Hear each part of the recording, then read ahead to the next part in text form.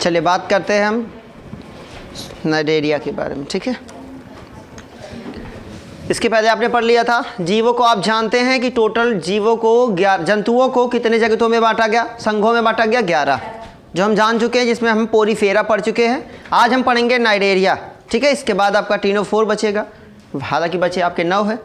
तो बात करेंगे हम संघ सिलेंट्रेटा, जिसको आम बोलचाल की भाषा में तो हम सिलेंट्रेटा कहते हैं, जिसे इंग्लिश में बोला जाता है नाइडेरिया।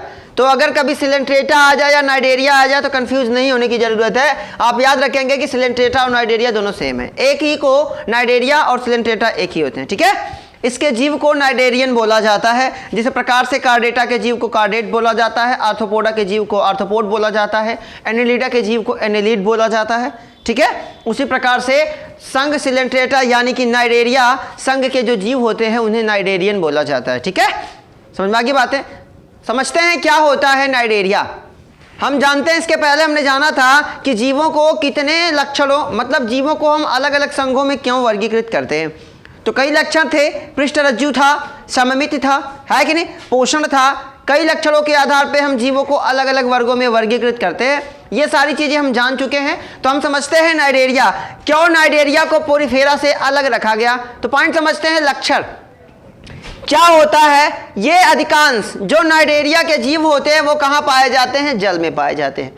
पॉइंट जरूर याद रखेंगे, जो नाइडेरियन होते हैं वो कहाँ होते हैं, मतलब जलीय होते हैं, वो जल में पाए जाते हैं। अर्थात संघ सिलेंट्रेटा के जितने जीव होते हैं वो कहाँ पाए जाते हैं, जल में पाए जाते हैं। और दूसरा, मुक्त तैरने वाले सममित प्राणी।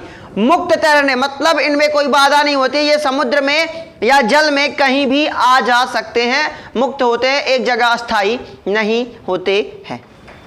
पॉइंट समझ में आ गया। अगला पॉइंट समझते हैं, तैरने वाले सममित। हम जानते हैं सममित और असममित, वे जीव जिनको दो भागों में बांटा जा सके वो क्या थे, सममित, ठीक है। आप इसको दो भागों में देख सकते हैं, यहां से काटेंगे तो एक इधर आ गया, एक इधर आ गया, हो गया। इसको काटेंगे, इधर आ गया, इधर आ गया, समझ रहे हैं ना। तो अगला पॉइंट ये समझ में आ गया कि संघ सिलेंट्रेटा के जो अधिकांश जीव होते हैं, आधे से ज्यादा जीव, वो क्या होते हैं, जल में पाए जाते हैं, मुक्त तैरने वाले होते हैं। और सममित, है ना, वाले सममित प्राणी होते हैं, मतलब मुक्त तैरने वाले सममित प्राणी होते हैं।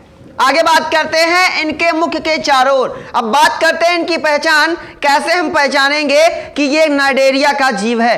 तो इनके मुख के चारों ओर, जहां इनका मुख होगा उसके चारों ओर, ये पॉइंट याद रखेंगे, नाइडोब्लास्ट। क्या याद रखेंगे, नाइडोब्लास्ट की बनी हुई स्पर्शक होते हैं। अगर कभी पूछ दे कि जो नाइडेरियन होते हैं उनका जो स्पर्शक होता है वो किसका बना होता है, तो वो किसका बना होता है, नाइडोब्लास्ट का बना होता है। क्या बना होता है, जिसे स्पर्शक या दंश कोशिकाएं कहा जाता है। फिगर देख रहे हैं ना, ये वाली, ये क्या है, ये कोशिकाएं है। कौन सी कोशिकाएं, इन्हें स्पर्शक बोला जाता है, इन्हें दंश कोशिका बोला जाता है। समझ रहे हैं, दंश माने क्या होता है, विष। अगर ये आपको मार दे या अगर ये स्पर्श कर दे तो मरने के चांसेस हो जाते हैं।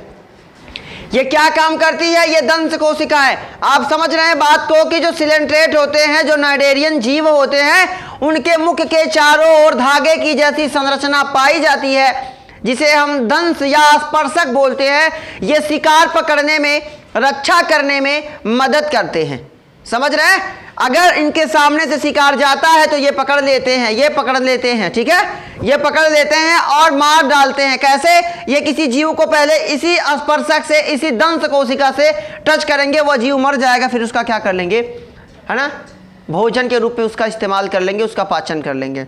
ये दंश कोशिकाएं। पॉइंट समझ में आ गया, किसकी बनी होती है, तो ये किसकी बनी होती है, नाइडोब्लास्ट की बनी होती है, ठीक है, नाइडोब्लास्ट की। पॉइंट जरूर याद रखना कि जो हाइड्रा वगैरह होते हैं जो इसके अंतर्गत आते हैं, तो हाइड्रा को हम क्या बोलेंगे, नाइडेरियन बोलेंगे, है ना। जो मेड्यूसा, ये क्या है, किसका, हाइड्रा का फिगर है, ऑरेलिया का फिगर है, ठीक है। कहने का मतलब क्या है, मुख के चारों ओर नाइडोब्लास्ट की बनी दंत कोशिका होती है। ये क्या काम करती है, रक्षा भी करती है और शिकार भी करती है। यानी कि किसी जीव का भक्षण करना है, शिकार करना है, उसे पकड़ने का काम कौन करता है, यही स्पर्शक, यही दंश कोशिकाएं करती है। पॉइंट समझ में आ गया, 2 पॉइंट क्लियर है। चलिए अगले की बात करते हैं। इसके पहले हमने पढ़ा था संघ पोरिफेरा में, हमने जाना था कि जो संघ पोरिफेरा के जीव थे उनका शरीर किससे मिलकर बना हुआ था? कोशिकाओं से मिलकर बना हुआ था। तो वे जीव जिनका निर्माण या जिनका शरीर कोशिकाओं से बनता है, हम उसे बोलते हैं कोशिकीय स्तर का शारीरिक संगठन। जानते हैं ना? तो जो सिलेंट्रेट जीव होते हैं उनका शरीर किससे मिलकर बना होता है? ऊतक स्तर का, यानी कि कई कोशिकाएं मिलकर किसको बनाती हैं? ऊतक को बनाती हैं। और जो इनका शरीर होता है वो किससे मिलकर बना हुआ होता है? ऊतक से मिलकर बना हुआ होता है। सिलेंट्रेट जो जीव होते हैं उनका शरीर किससे मिलकर बना हुआ होता है? तो ऊतक, मतलब उनके शरीर की बनावट वो ऊतकों से मिलकर बने हुए होते हैं। और पोरिफेरा की बात कर लें तो उनका शरीर किससे मिलकर बना हुआ होता है? कोशिका से। तो जिनका शरीर कोशिका से बना, कोशिकीय स्तर का शारीरिक संगठन, और जिनका शरीर ऊतक से बना उनको क्या बोलेंगे? ऊतक स्तर का शारीरिक संगठन। पॉइंट समझ में आ गया? आगे बात करते हैं। इनका शरीर दो आकार, इनका जो शरीर होता है, जो सिलेंट्रेट के जीव होते हैं, इनका जो शरीर होता है वो दो तरीके का होता है। एक होता है पॉलिप के जैसा, दूसरा होता है मेडूसा के जैसा। मतलब बात समझिए कि जो सिलेंट्रेट होंगे उनका आकार, शरीर की बनावट दो ही तरह की हो सकती है। या तो वो मेडूसा जैसे होंगे या तो वो पॉलिप जैसे होंगे।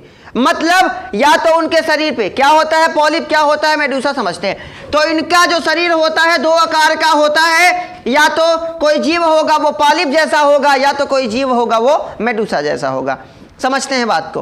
पॉलिप क्या होता है? बेलनाकार। देख रहे हैं कि नहीं देख रहे? हाइड्रा कैसा है? बेलनाकार संरचना होती है। जबकि अगर हम बात करें, देखिए यहां समझ जाइए, पॉलिप क्या होता है? पॉलिप होता है बेलनाकार स्थावर, एक जगह स्थिर रहने वाला। वो कौन है? हाइड्रा। ठीक है, वे जीव। अब समझते हैं क्या होता है। यहां हमने पढ़ा कि इनका शरीर दो आकार का होता है, पॉलिप होता है, मेडूसा होता है। तो जो पॉलिप होता है, वे जीव जो पॉलिप होते हैं उनके शरीर का आकार कैसा होता है? बेलनाकार होता है तथा स्थावर होते हैं, अस्थाई, एक जगह स्थायी रहने वाले होते हैं। अगर हम बात करें दूसरे की, मेडूसा की, तो मेडूसा छतरी के जैसे आकार का होता है तथा मुक्त प्लावी, अपने एक, समझिए बात को, स्थावर, एक जगह रहता है। मुक्त प्लावी, कहीं भी जा सकता है, कहीं भी रह सकता है। समझ रहे? ये तैर के कहीं भी चला जाएगा, ये स्थावर एक जगह स्थिर रहेगा। पॉइंट समझ में आ गई कि नहीं बात? चलिए अगले की बात करते हैं। जैसे जेलीफिश। ठीक है, जैसे क्या? जेलीफिश। समझिए बात को, क्या कह रहा है ये कि जो पॉलिप होता है वो बेलनाकार होता है लेकिन स्थावर होता है। मेडूसा दिखता कैसा है? छतरी के जैसा दिखता है लेकिन मुक्त प्लावी होता है, कहीं भी जा सकता है। एग्जाम्पल जेलीफिश, इसका एग्जाम्पल हाइड्रा। दोनों फिगर आपके सामने बने हुए देख रहे हैं ना? हाइड्रा क्या है? एक जगह स्थायी रहने जैसा दिख रहा है, लेकिन जेलीफिश ये तैर सकती है। ठीक है, ये पानी की सतह पे तैर के एक जगह से दूसरी जगह जा सकती है। हालांकि हम जानते हैं, ये हमने पॉइंट अभी भी पढ़ा था कि ये क्या होते हैं? मुक्त तैरने वाले अधिकांश। तो अधिकांश में ये कौन आता है? जेलीफिश। लेकिन कुछ अस्थायी होते हैं जिसमें से हाइड्रा। पॉइंट समझ में आ गया कि नहीं आ गया? आगे समझते हैं बात को। अब जनन की बात हम कर लेते हैं। इनमें जनन कैसे होता है? तो वे नाइडेरिया जिनमें दोनों पॉलिप तथा मेडूसा दोनों रूप में पाए जाते हैं, उनमें ही पीढ़ी एकांतरण होता है। समझ रहे हैं बात को? मतलब वे जीव जिनमें मेडूसा जैसी भी संरचना और पॉलिप जैसी भी संरचना अगर पाई जाती है तो उसे हम क्या बोलते हैं? उनमें ही पीढ़ी एकांतरण होता है। कहने का मतलब है उनमें ही अगली संतान बनती है। समझ गए बात को? कि वे जीव जिनमें पॉलिप और मेडूसा दोनों पाए जाते हैं उनमें ही अगली संतान का, अगली पीढ़ी का निर्माण होता है। कैसे होता है? तो जो पॉलिप होता है वो अलैंगिक जनन करके, जो पॉलिप होता है ये अलैंगिक जनन करके किसका निर्माण करता है? मेडूसा का निर्माण करता है। और मेडूसा क्या करता है? लैंगिक जनन करके किसका निर्माण करता है? पॉलिप का निर्माण करता है। ये दोनों मैं बताओ ना, यहां से पॉइंट समझिए कि वे नाइडेरियन जिनमें दोनों पाया जाएगा उनमें ही पीढ़ी का एकांतरण होगा। अगर हम पॉलिप की बात करें तो वो मेडूसा का निर्माण करता है, किसके द्वारा? अलैंगिक जनन के द्वारा। और अगर मेडूसा की बात करें तो ये पॉलिप का निर्माण करता है, किसके द्वारा? लैंगिक जनन के द्वारा। एग्जाम्पल आप इसका याद रखेंगे, हाइड्रा, जेलीफिश और मूंगा। समझ में आ गई बात? बहुत टफ नहीं है, बहुत इजी है, केवल पॉइंट जरूर याद रखेंगे। 2-3 टॉपिक आप यहां इस पे याद रखेंगे। एक होता है नाइडोब्लास्ट, ठीक है, और इसमें ऊतक स्तर का शरीर होता है, और ये पॉलिप और मेडुसा क्या होते हैं। ठीक है, अगर ये पॉइंट आपको याद हो गया तो कोई दिक्कत नहीं। जनन में एक चीज याद रखेंगे कि इसमें लैंगिक जनन अलैंगिक जनन दोनों पाया जाता है। लैंगिक जनन में जो अलैंगिक जनन की बात करें तो उसमें क्या बनता है, मेडुसा बनता है, और लैंगिक जनन में क्या बनता है, पॉलिप बनता है। जब अलैंगिक जनन होता है तो क्या बनता है, मेडुसा बनता है। जब लैंगिक जनन होता है तो क्या बनता है, पॉलिप बनता है, और पॉलिप ही मेडुसा का निर्माण करता है, और मेडुसा पॉलिप का निर्माण करता है। समझ में आ गई बातें?